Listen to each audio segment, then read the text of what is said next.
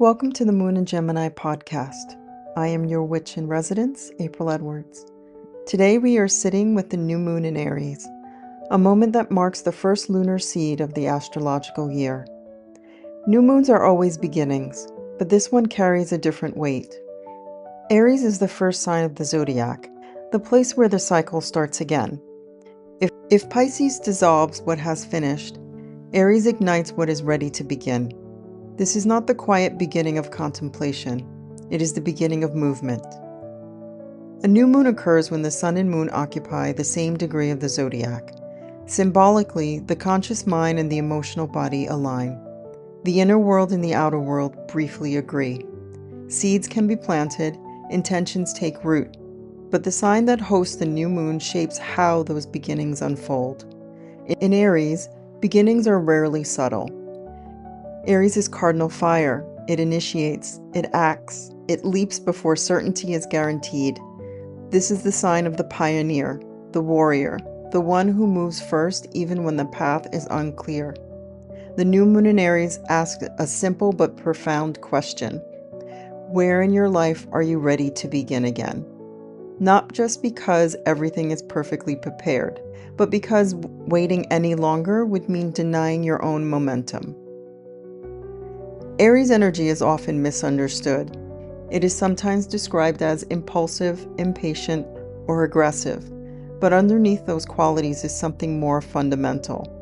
Aries represents the instinct to exist. It is the moment the self declares, "I am here." It is the courage required to step forward without permission. At this new moon, many people feel a stirring of that instinct, a desire to act, to change direction, to reclaim autonomy. You may notice impatience with situations that feel stagnant. You may feel a stronger need to assert your own needs. You may simply feel a quiet inner voice saying, "It's time." Every sign carries a shadow. For Aries, the shadow is recklessness.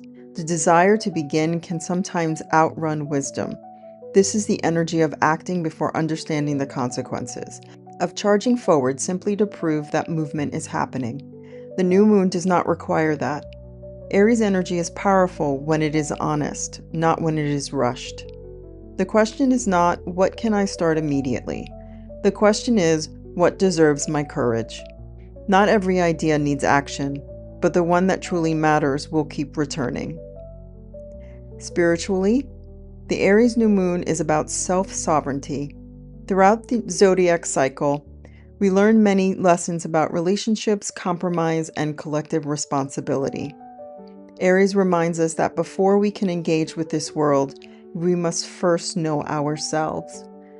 It is the sign that reconnects us with instinct, the part of us that knows what is alive and what is no longer true.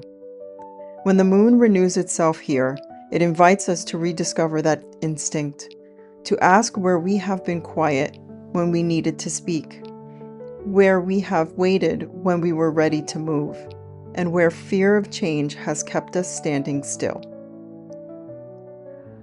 The most powerful way to work with this new moon is through clarity of direction. Aries energy thrives on simplicity, not 10 intentions, not elaborate strategies, one clear beginning. One action that signals to the universe and to yourself that something new has started. It may be a conversation, a commitment, or a creative project, a decision that alters the trajectory of your life in small but meaningful ways. The first step does not need to be dramatic. It only needs to be real. If you are able, pause for a moment, take a long, slow breath, and ask yourself quietly, where is my life asking for courage right now? Not pressure, not urgency, courage. Notice what arises first. Aries instincts are fast. They appear before the mind has time to negotiate with them. Whatever came to mind, that is worth paying attention to. You don't have to solve everything tonight, but you can acknowledge the direction, and sometimes that is the true beginning. The new moon in Aries reminds us that life moves in cycles.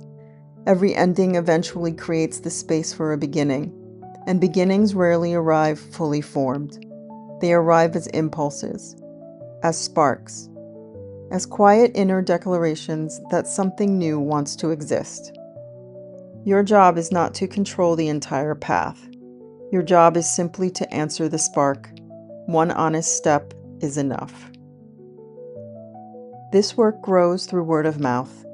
If it's been meaningful to you, you can like, share, or subscribe. That's how it reaches the ones who need it.